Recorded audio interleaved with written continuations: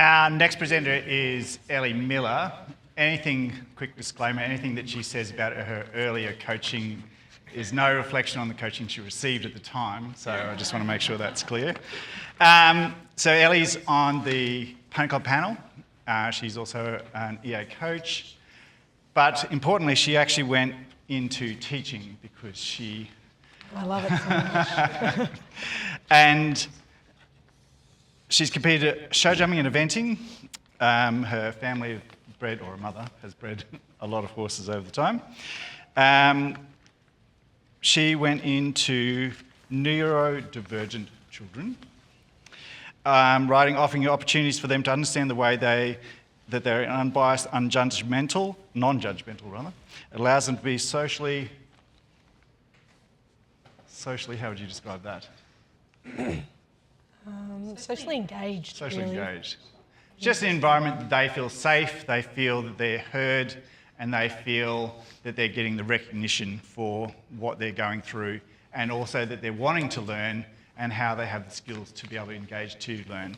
So this is Ellie Miller, and she's going to go through a little bit more of case studies of how, as a coach, you cope with people that are in that environment and struggling with understanding your form of communication and understanding where you're coming from. Excellent, thank you. I would like to apologise, I am slightly sick. Good news is it's not COVID, it's not the flu. I went to school yesterday and my students said, "Oh miss, we didn't realise you're a smoker." 100 packs a day, I said to them. The funny thing is, if they knew my mum, they knew that if I ever touched a cigarette, I think I wouldn't be alive today. Alrighty, so children with attributes. They're called a lot of things, you know, children with additional needs, children with special needs. It's the same with adults. I personally like to use the word attributes because it removes that negative stigma. All too often we hear or we get told that a student that we're about to coach or teach has got ADHD or ODD, which is oppositional defiance disorder, and straight away we turn to that negative. Geez, great, what are they going to be like? How am I going to deal with them?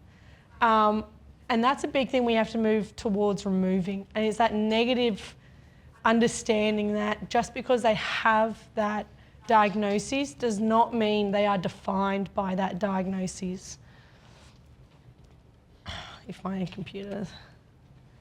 Alrighty, so today we're going to run through three things. Understanding the behaviour, strategies to support, and then using those strategies to understand the student with a few scenarios. The big thing here that we have to understand is that when we're talking about behaviour, behaviour is the language of an unmet need, right? Behaviour is to either avoid or to gain. That is why a student behaves. And then the reason why we need to understand that is because are they avoiding because they are scared, or are they trying to gain because the more that they gain your attention, the less likely they are to do something because they've got you in that communication sort of battle. So these are three quotes that I've actually got from the students that I used to work with. When my words fail, our body responds. Obviously it was then my body responds. And I found that really interesting because that was from the most quiet student you would have ever met until that moment where they weren't quiet, and it was desk, chair, books, everything, walk out, right? When my brain is full, the lid on my behaviour doesn't stay on and my stuff falls out. That was a child who was very emotional. I didn't ever see it was no violent outburst or negative outburst. It was a massive withdrawal in themselves that would often lead to crying or not wanting to attempt anything. It also comes from a student that I coach currently who is autistic, and it's the same thing, that behaviour falls out. They can't understand why. And then I know what is expected, but people don't understand the energy it takes to stop. I think this is a big one that we do need to understand, especially with coaching, is the fact that the child doesn't want to go into a lesson and behave badly, right? They understand that it's expensive. It's an expensive sport. No doubt their parents have already told them how expensive it is multiple times. So they are trying really hard until the point where their energy just can't. They're done for the lesson. So what happens? Their behaviour starts coming out. The horse might then respond in a very bad way as well. So this is something I've created over the years when I've been teaching and now coaching and helping other people. What we see on the tip, there is so much more that comes underneath, right? So what we see, we have fidgeting, being hyper, scatterbrained. The word is called stimming, where you sit there, if you sit there and you see a kid just like leg going up and down, they're chewing their nails, that's a repetitive behaviour to help them cope, right? It's not a, I want to get out and do something really fun.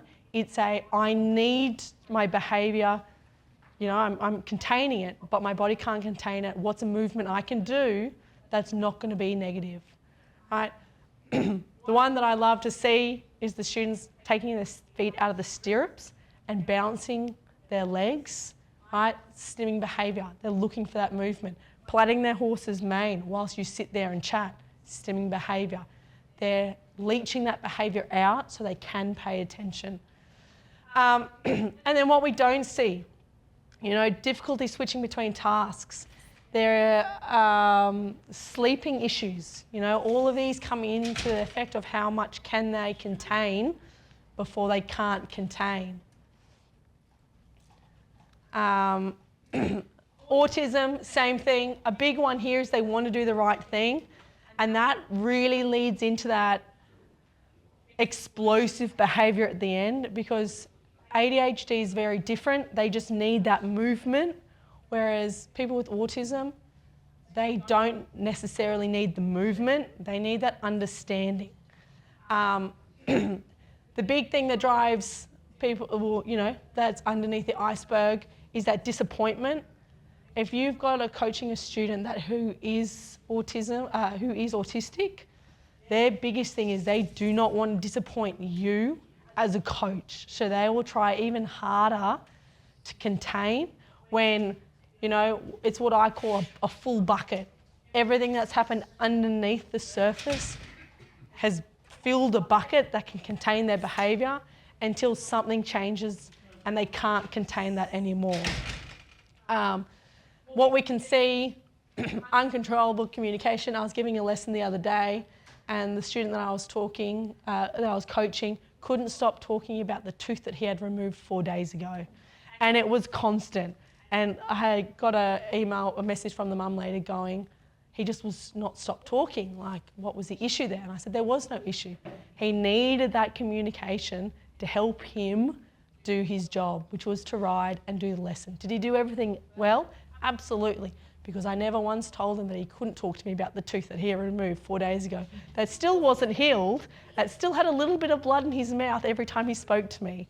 Gave him the option of not speaking, but he didn't want that. He wanted to speak. And the big thing that came down was the fact that he wanted to do the right thing. Language of behaviour. In general, this is what I watch for, whether it be I'm coaching, I do a fair bit with Pony Club, or if it's at school. My self-regulation, you won't necessarily see it in the student. I mean, you might, absolutely you might. You might see that they get on, you check the girth and you go, okay, your girth is loose. Holy crud, that's the last thing in the world they want to hear, right? So then they start, my mum didn't tighten my girth. My dad checked just before I got on. And it's not, it could be, again, what was underneath that happened before your lesson. My big thing is, what is the horse saying? Is it shaking its head? Is it pawing at the ground? Is it the horse, or is it because everything that the child's trying to keep contained has now funneled through and the horse is now giving its, it's the same thing when we talked about language, behaviour is a language. It's the same for the horse. What is the horse receiving that's causing it to do this? Um, again, the conversation, are they avoiding or gaining from the behaviour? What is it? The stimming behaviour, the bigger movement, are they close to overflowing, or are they just wanting to have that movement? Big things, for especially with students with autism, are these sort of words: tired, sore, drained, requesting easy work. That means that mentally they're done. Mentally, you need to really try and pep them up, because they may not last half an hour. It might be 20 minutes max. What else comes in under attributes is people with severe mental health as well. And I can say now that there is a big push, and a lot of GPs now are diagnosing younger and younger kids with mental health disorders. So a big thing is, how are they coming into your lesson? Has the world in that day already beaten them down that they physically can't, arrive and be happy? They may say that they're happy, but what is their position saying? If they're hunched, they're closed off. If they sort of rock up with their arms crossed, same thing. They've given a barrier between yourself and the rider. What's the reason for that? No eye contact, bowed head, they're tense. With children with autism, the no eye contact is a natural thing, right? I think a lot of people here may have someone in their family that have got autism, or know someone. You know that eye contact is an extremely hard thing for students to do, especially if they have autism. And this doesn't get, or it can get slightly better, but it's still a challenge even for adults. Horses' response, not moving forward, fidgeting. I like to think, what are the students wearing on that day? I've taught a few times, so I've taught this boy who does have autism. I know how he's feeling, because if he doesn't come in matchy, it's not a good day, right? If his socks aren't pulled up to as high as they can go over his knees, it's not a good day. And a big thing is, parents are obviously with this child the whole time. How are they interacting with the child? Have they had enough already? And if they have, it means 100% they've already somewhat had their bucket filled and have taken it out on the child. Not meaning to, but it does happen, right? Or are they just to that point where they need a break, which is why they're still at the lesson, right? And that's a big thing. As coaches, yes, we're there to coach the child, but we are also giving that parent a reprieve for that 45 minutes. When they're with you, they can sit and regather and feel a little bit better to then attack what's happening next. Alrighty. What I like to think when I first start, now this is where it gets really tricky, and this is where the classroom is much easier than the coaching side. You may not have, you've got 10 students and you've got an hour with these 10 students, right? This is the hardest thing. In my classroom, I like to think it's connection before content. What is the student wanting? What are their interests? What are their goals? How can I help them? And that's super easy. These 3 questions. I always ask these 3 questions whenever I start. The reason being is because if they don't enjoy riding, right, why are they here? Is it because their parents are living vicariously through them? Is it because they were told to? Is it because they do this every week and it's part of the routine? They'll give a good insight, because if they enjoy it and they hit a roadblock, they're more than happy to keep going. Right? If they don't enjoy it and they hit a roadblock, that's when it's a 50-50 whether or not they trust you enough to get over it, or you'll never see them again. Apart from horse riding, what are the other hobbies or interests do you have? That's a great one, because when you're coaching, if they have done, for instance, I was at a pony club camp and I was teaching, and this boy he couldn't understand that he shouldn't be leaning around. And I said, mate, what do you do? Like, what's your interest outside? I'm a mountain biker. Okay, right, you're riding a horse like it's a mountain bike. You're riding it as though this horse is curving up that side of that mountain and it would be great. However, that's not what we're doing, right? So imagine you're going around the corner on your dirt bike, but you've got a really big drop. What do you do then? Well, I square my shoulders and I sit back. Great. That's what I want you to do before this fence. Turn the corner, and then I want you to think like you're going to drop down this jump like there's no tomorrow. Oh, okay. I can do that. Never had to tell him again. He took that because he understood it. I linked it to his other interest that he did a lot more often than his riding. And is there anything you've been working on or want to work on? I think that's a general thing that a lot of us ask anyway, but it's just nice to get to know what the student is.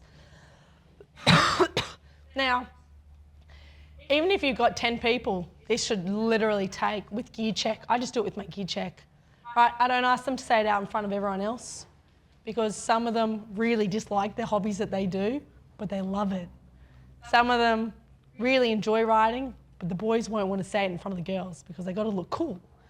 A lot of the time, the girls won't necessarily say what they want to work on because they're in competition with another girl, right?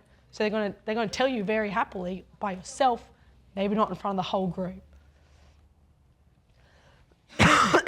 All right, strategies. I know I'm running through this, but I've got a bit of time that I've got to catch up.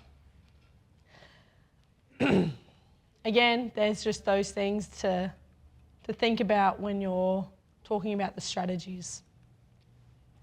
All right, as a whole, these are strategies that I've used either in my coaching or that I've used when I've meeting my students for the very first time in the classroom, or if I've, got pony club for the day and I've rocked up, even when I'm talking to people at competitions, right? Because you're going to come across these students that do. They have lessons with you and then they're at comps. So, simplified instructions, right? There's a big push now coming out with education that students can only learn for 20 minutes. So there's a big talk about changing now schools so you never actually go past that 20 minutes. Simplified instructions. 5 max. Right? Students can think about 5 things, maybe, if you're lucky. Eye contact. Repeat instructions. Demonstrate it. Order within a group is a really interesting one. People that have got, or children or adults that have got ADHD, generally be the last ones to go, and they will screw up every time because their brain can't wait for that long before it switches off. So order within a group. If I know I've sort of identified a student of mine with ADHD, they will be my second person to go. One, because I'll get to see one go and they'll get to hear what I have to say. Then they've sort of understood, they've had that processing time, great, they can go. Visualization, what do you actually want? I want this, this, this. In the perfect world, I want this. Know when to stop, right? And I think this is what instructors really struggle with. They've paid for the hour, great, okay, let's fill that hour. Sometimes students with attributes, like I said, half an hour, and you have to be willing to stop it at that half an hour and think, all right, I'm a human, they're a human, what do I offer? Right? Do I give back half the money because I've done half a lesson? Do I give them an extra half an hour later on another day to make up for it? You have to remember these students, whether they're 8 all the way through to adults, they're still working for the same money. And I know it sucks, but if they physically can't do what you're asking because mentally they're not there, you then have to think about their welfare and their understanding and your responsibility. Mantras, same thing. I was at a pony club camp and this girl was fantastic. She was great, but she couldn't do what I asked within 5 strides. It was, every 5 strides I was saying something. So make up a little mantra that you say to them so that they don't have to try and keep thinking it. So this girl was very simple. She always cut her turn. She always went really, really fast. So my mantra that I said to her so she didn't have to was, Where's my line? Where's my body? My line is straight, my horse is straight. And then all of a sudden her round was beautiful because she was so busy worrying of what jumps next, what exercise is next, that she couldn't focus on anything else. You know, I had 7 jumps and she couldn't keep everything in. So I took some of her responsibility from her. I was like, okay, you remember the course and I'm going to tell you 2 big things, straightness and speed. Questions and prompts. Do you know where you're going? Yeah. You send them out and you just go, it's your other left rein. Right? Do you know where you're going? Yep. Great. Tell me where you're going. Right? A lot of them won't be able to tell you. They'll say yes because they don't want to be seen as not listening or not understanding. Increase the difficulty, start slow and then build. Generally speaking, start at a level and an exercise that you can adapt to make harder, right? You know, as Ben said, I'm more show jumping and eventing than dressage, but it could be shoulder 4 that leads into shoulder in, that leads into a half pass, right? Same as jumping. You don't, put a jump up and go, okay, off you go. And hold on and kick and hopefully you'll stay on. You want to increase that difficulty because they'll get to a point where they may have been able to fake it until they can't. And at that point is when they either give up, they get angry, or they just shut down completely. Reduce the jargon. Unless they're doing the dressage at high level, they may actually have no idea what shoulder 4 is. They may have no idea what striding is. You know, you tell them to count their stride and they're counting the footfalls. Ask the student how they felt. I find it really interesting asking this question because your best students will think that they were absolutely crap because they think that they could have done better. You know, Ben used to do this all the time. How'd you feel? Well, it's crap. I got this, and this. And he was like, I actually was okay. But they're so built on, well, where did I go wrong? Because all the time they're always taught, no, you've done this wrong, right? Not very often we actually look at the positives, and students now are getting to the point where they've actually taken competitive sports out of schools, which is really sad. Everyone gets a medal, which is great. However, you're now building a whole heap of students that have no idea when it's right and when it's wrong and how to contain that emotion. So asking the student reflection is a big eye-opener into, okay, well, how are they feeling? What are they so worried about? Is it because they couldn't do one little step, or is it because they were too busy thinking of the fact that I should have started on the right rein and I've started on the left? And that could be straight away. If they think that, the rest of it they're not going to care about. Physical aids, cone, markers, numbers. I think generally a lot of us do that really well. So these are where the 3 come in. You've got language, so simple to the point, at the level of the age of the understanding, and that's a big one, right?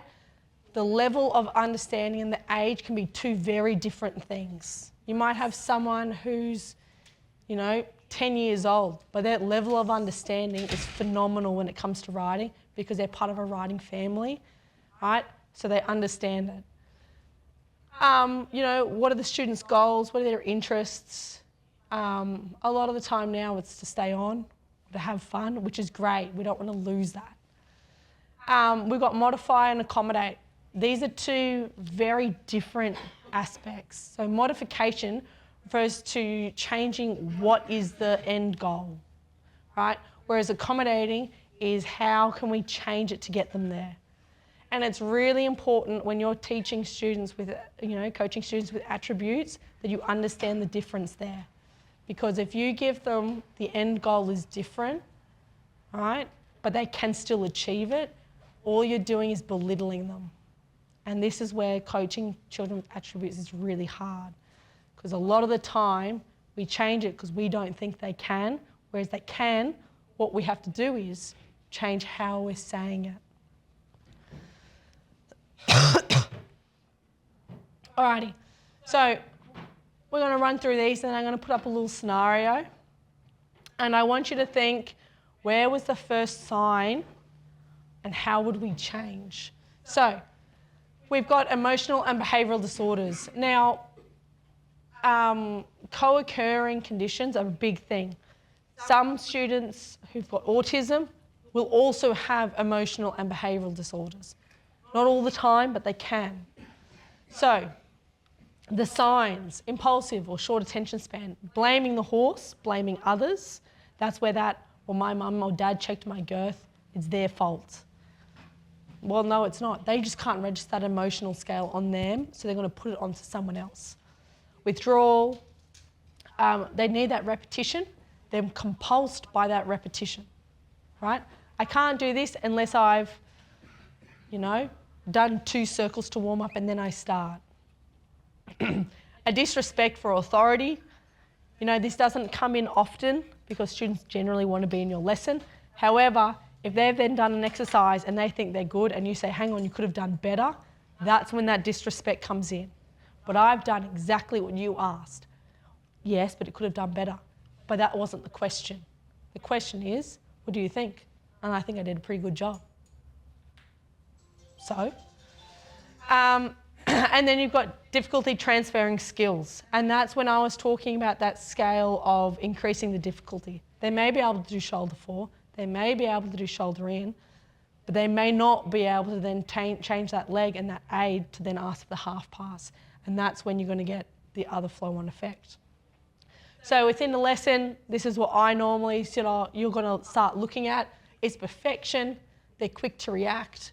Inability to change their skill, their activity. If you give them an exercise, they're not going to move until it's perfect or till it's mastered. That inability to understand and regulate emotions or behavioural effects.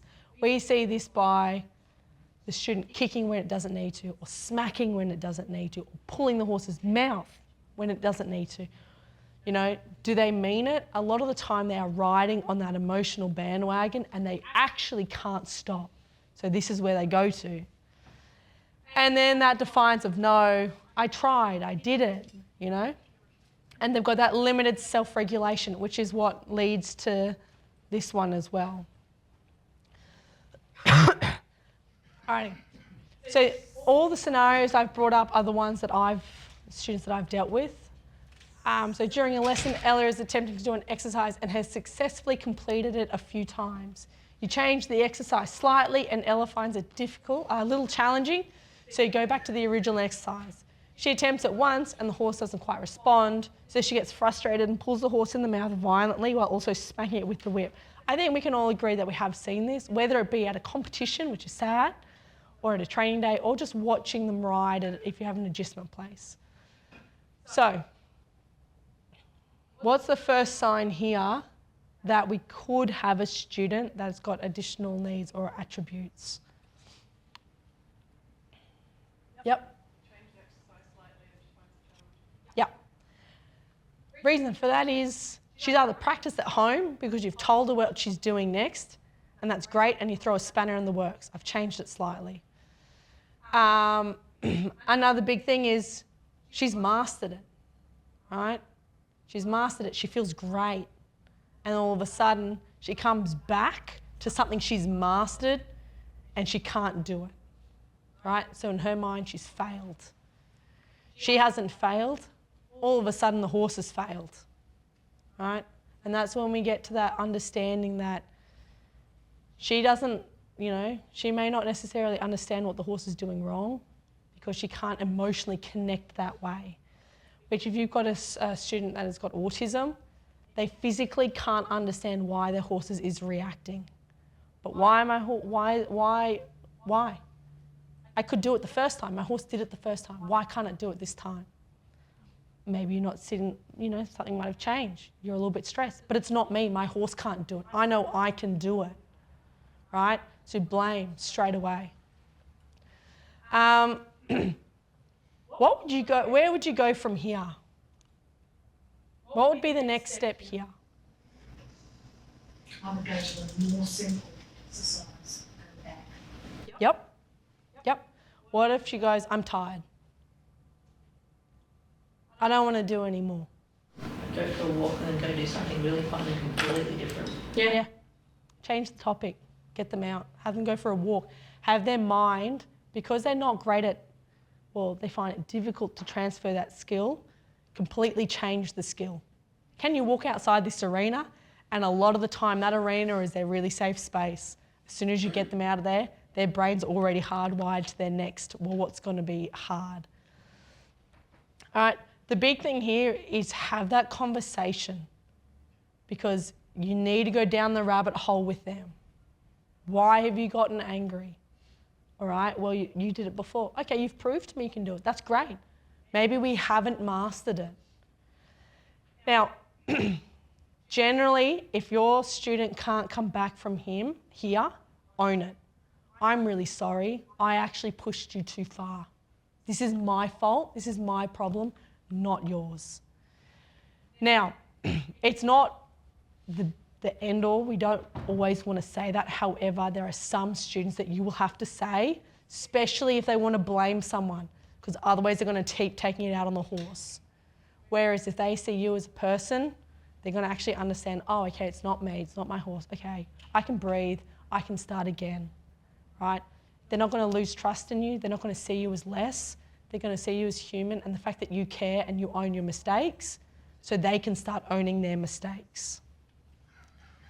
ADHD. Now, it's really important when we're talking about ADHD, there are two types. There's hyperactive and inattentive. Generally speaking, everyone knows about hyperactive. They're the kids that you honestly, I will never forget walking into a class, and out of 17 students, I had 11 students with ADHD hyperactive. And I can say I was definitely on a creek without any paddles, no life jackets, because they did test me. They're careless mistakes. They're trying to get through something so quickly that they will make those mistakes. Easily distracted. So the boy that I have who's got autism also has ADHD, and I was giving him a lesson last week, and there was about 100 eagles in the sky. That was it. He stopped there, he got off, he was taking photos. That was the lesson done. And I mean, 5 minutes into the lesson. It's 5 minutes. And for the next, I gave him a lesson again earlier this week, and it was still, did you see the eagles? I haven't seen them again, but I'm going to look for them. Okay, great. Difficulty following instructions. Again, that's the number of instructions you're giving them. The stimming behaviours, they want that movement, excessive movement. That excessive movement could be the fact that they're making their horse walk because they need the movement of the horse to walk. Impatience, excessive talking, interrupting, blurting answers, and difficulty transferring skills. Within a lesson, this is what you're going to see. They're going to look for that verbal praise. Did I do it? No, you didn't. Oh, did I do it now? Yeah, you did. Yeah, pat on the back. They'll get so happy. Quick to frustration and anger or distress. They're going to be your levers. Does everyone know where they're going? Hang on, Johnny, why have you left? I haven't said for you to leave yet. They're going to move straight away. You've already said to them what you're doing. We're on the left rein. Great, I'm out, I'm first. They're your speed demons, the ones that go really fast. They like it, they want it. Short attention span, not great memory recall, easily distracted, the stimming behaviours, and they're hyper-focused. They're hyper-focused on not the thing that you want them to be hyper-focused on. All right. You're giving a group lesson. Now, these students are probably the hardest in the group lessons to pick them out. So you're giving a group lesson and consistently telling Archie that he needs to leave the room.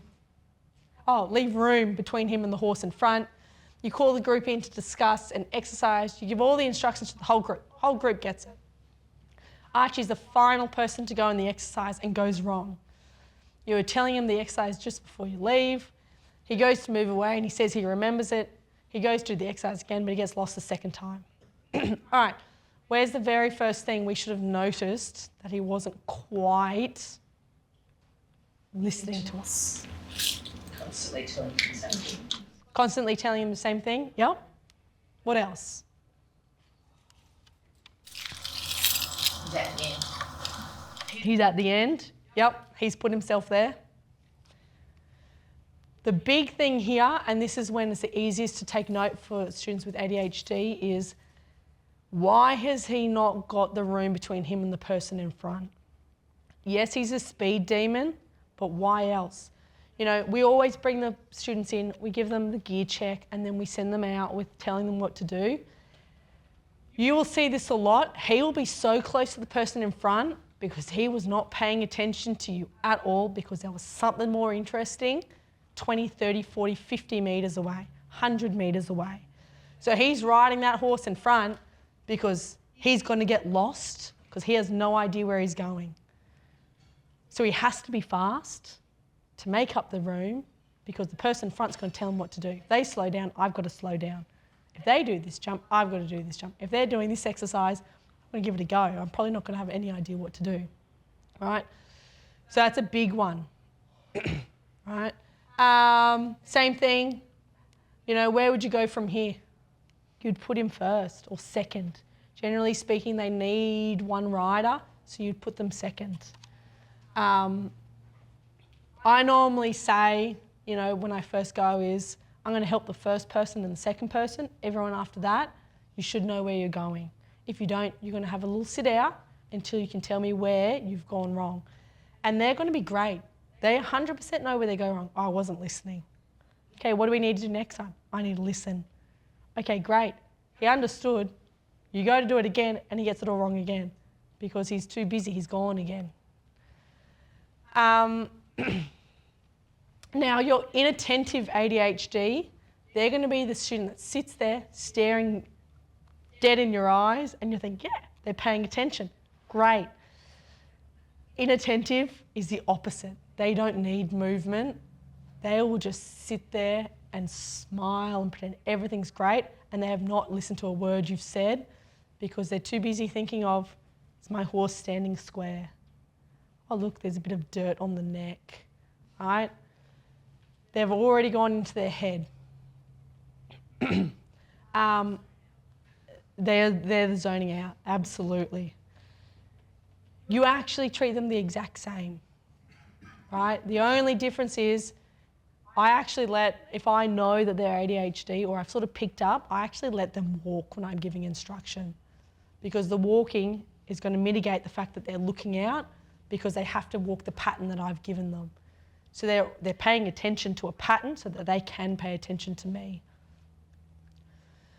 All right, autism. Very similar to ADHD, except you've got the limited or irregular eye contact. Again, they're easily distracted. The stimming behaviours, excessive talking, same thing as ADHD.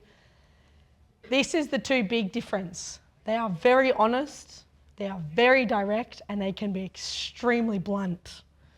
And they are emotionally disconnected from their POV's point of view. Within a lesson, again, they're going to seek that verbal praise. Did I do it? I did. Great. They're going to be quick to frustration. Their big thing is they need all the information. But why? Why am I doing this exercise? Oh, it's to get the horse a little bit soft over the back. But why?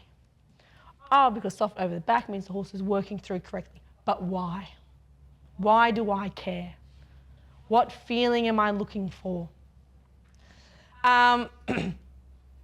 They don't do sarcasm.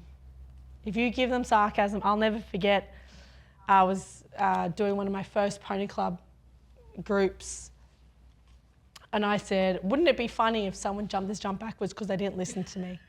And this kid went and jumped this oxer backwards and I'm sitting there going, 100% my fault. And it's just, and you saw this and it was a rising oxer, right? Anyone that had looked at it would have gone, I definitely don't jump it this way. But the fact that they couldn't understand the sarcasm was lost, so they jumped it the wrong way. Because what did I say to them? I said, don't do this. But I said, the last thing I said was, don't jump this backwards. So what did they take? They took jump this backwards. They need to understand the why, and they need processing time. Now, the processing time could be a couple minutes, it could be a couple days, it could be a week.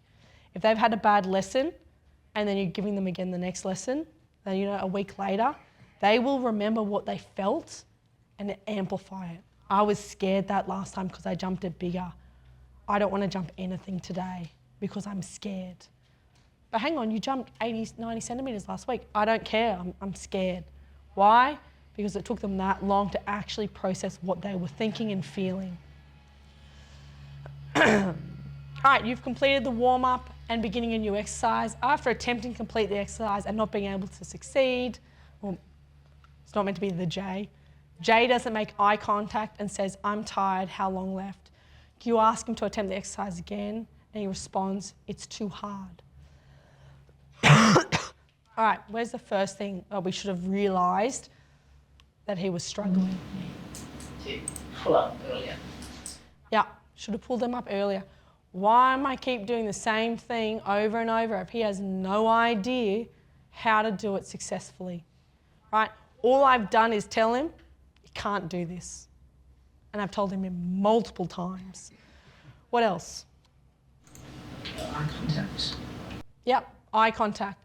Now the eye contact will start very early on. If he starts feeling it, no, this is my student, this is the boy I've been talking about with the eagles and he loves it. He will refuse to look myself and his mum in the eye. He won't even look the pony in the eye. He'll get off and he'll take the reins off and he'll put his back and he'll walk away to the point where he never looks at his horse in the eye. That's when I know it's really bad. Where would you go from here? Because you can't leave it. You can't leave it the fact that he doesn't want to do it. Because the processing time states he's going to come back and think about it and he's going to think about this. So you break the exercise down and perhaps you put polls and have perhaps technical things but not necessarily. Yep. Absolutely. What else? You're asking what it would like. Absolutely. Now, unfortunately, Jay will tell you right away, I want to go home and play with my 3D printer. Yep. What's too hard? Ask him the question, what's too hard? Is it the exercise? Is it because he's failing? Or is it because he doesn't understand where to go next? What's too hard? Exactly. Yep. So I put this in, I actually changed this was a different one. I put this in because on Monday when I gave him his lesson, he had a test on Tuesday. He had a test yesterday. Great. What's it about? Math. Now I'm a math teacher and I can tell you now, so many students, if they've got a math test on, they're done. He physically couldn't get past the fact that he had a math test the next day. And I said to him, but why? I know you're good at maths. What if I fail my math test? What do I have then? I can't do this exercise and I can't do school. I'm not liked at school. So what have I got? He went down this rabbit hole and it took 15, 20 minutes to get him out the fact that he could do it. We didn't end up jumping at the end of the lesson because what was too hard, the test was going to be too hard tomorrow. Right? He can't transfer the skill. He was too busy on tomorrow and the next day that he wasn't in the present. Put him in the present. Intellectual disorders. Now, the one that we are going to be focusing on is fetal alcohol. Now, fetal alcohol is becoming more and more prevalent, and it's really sad because it's very misdiagnosed. Big signs, they're immature for their age. Now, that's a tough one because it's not all the time. It's not all the time. What is all the time is their lack of risk-taking. They're easily distracted, difficulty in the fine motor, inability to comprehend that verbal, physical cues or the body language, difficulty transferring skills. Within a lesson, same thing. They're going to seek that verbal praise. They're going to seek the feedback because they want to make that connection. Quick to frustration, anger or distress. Now, if you've got someone with fetal alcohol and if you've got someone who's quite highly autistic, their frustration and anger are going to be very explosive to the point where You may have to actually get them off, take them for a walk, let them punch or pull out some grass. It's not often that you see it, but they are definitely there. And this is their big one, their expectation to be perfect on a new exercise. But I can do shoulder 4, I can do shoulder in, so I should be able to do even just a leg yield. Doesn't even have to be a half pass. Short attention span, poor memory call, and inability to follow a multi-step instruction. So this is a girl that I taught at camp. She did very graciously allow me to put this up. This is the slip of paper I got. Luckily I did know the girl. This is what they rocked up to every lesson with. Now, you're not going to see this a lot. It's fantastic that this mother has done this, and I think we should be asking more students to do it. Grace and Teddy. Grace was born with fetal alcohol spectrum disorder and acquired brain injury caused by exposure to alcohol before birth. She has underlying diagnosis of autism, anxiety, ADHD, emotional dysregulation, and chronic insomnia. So straight away, a lot of you are reading that, and the worst thing is you're thinking, oh shit. And that's really sad, because if you had Grace in your lesson, and if you didn't have this piece of paper, you actually wouldn't have thought it. And that's a really hard thing. Grace is a competent writer, but her writing will directly reflect her current anxiety and emotional state. She will often become overwhelmed and need to leave her lesson. She will seek her mother when this happens. Grace is well behaved, well mannered, and her behaviour will not be an issue for you. Grace's mother will always be there. Now, this line, Grace is well behaved, well mannered, absolutely correct. Until she goes off, and it's not going to be at you, it's going to be at her mum, and I've seen it. It's really sad to look sometimes. But again, she can't help it. Her diagnosis says she can't help it. So how can we help her? So from here, what are people's thoughts? Are you thinking modify or adjust the outcome? Treat it the same. Yep, treat it the same. Take it as it comes. And read the situation as it happens. What if I told you now, in this group of 11 riders, she was probably the second best rider. Where is her frustration coming from? Not being hard enough. Not being the best. Not quite not being the best. It was the fact that everyone else was crap. And she actually said that. They can't rise on the correct diagonal. Why am I in here? They don't know what it means to land on the correct lead. Why are they jumping this height? Her frustration came from the other riders. If you can't do it, get out of the way. I'll do it. I'll show you. She was great. But what would be your go-to? How would you warm up? How are you going to do someone like Grace in your lesson? Whether it be a private or a group, what would be your go-to? Yep. She leave the group. Yep. Lead the group. Yep. Demo rider. What else? Maybe have an extension that she can go on to, because if she's succeeded, I've been told it's like they're in a Ferrari and the rest are in Toyotas. Yeah, plus Toyota's not bad, sorry, but like, you know what I mean? Like, Yeah. they're that, so have something that they can extend on to ready if they need it, Yeah. so they don't disrupt the rest. Yeah. Could she help? Maybe she could demonstrate the lesson. Yep. And the others could have a Yep. Yep, absolutely. So what I ended up doing is, Grace, I actually split the group up slightly, and Grace was one of the last to go.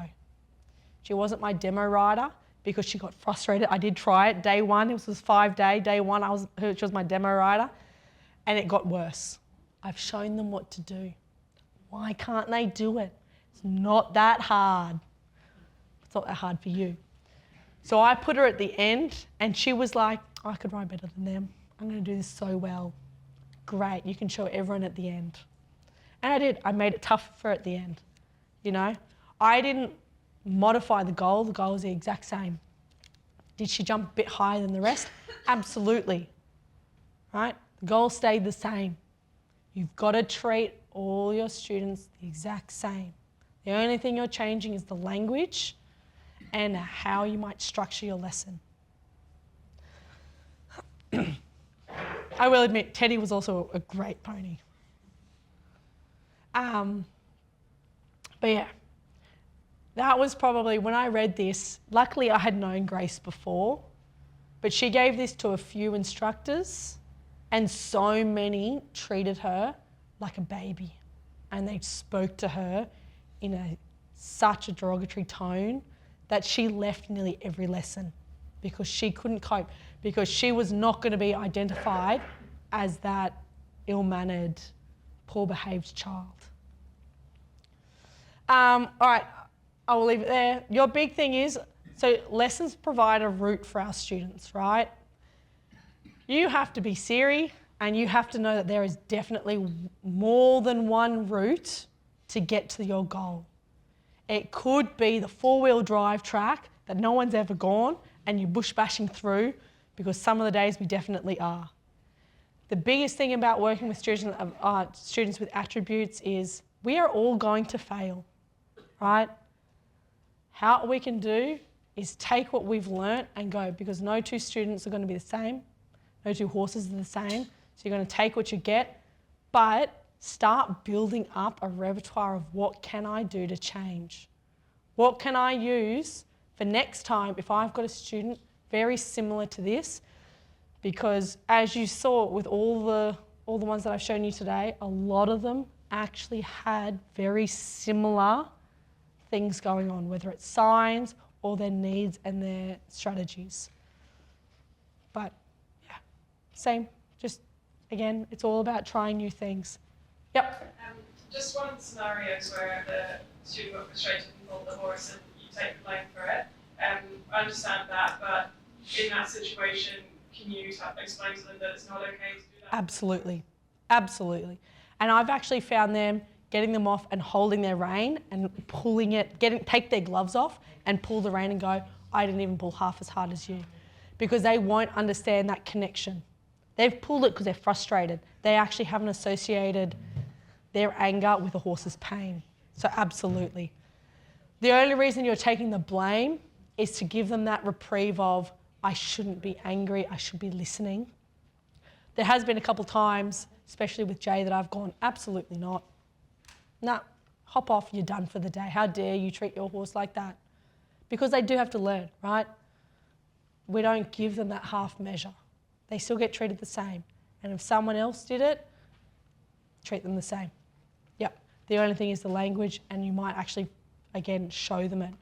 Take their gloves off. They're always riding gloves because they think they're really soft, which is great. But take it off so they can feel that connection's all one. Any other questions?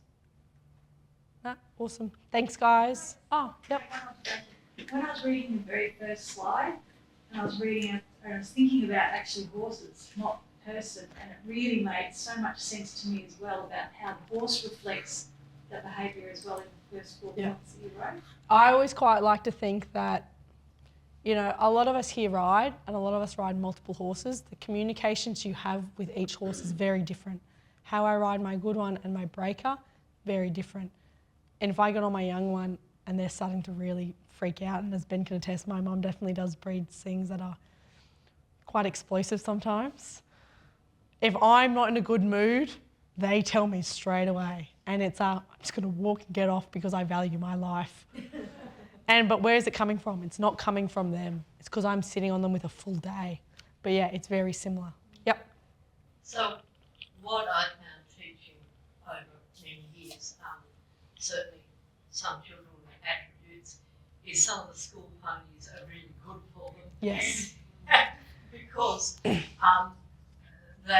may start to feel levels of frustration that you're talking about there, but we're talking about school ponies who are ultimate in frustrating kids in order to actually get them to start self-reflecting in some way.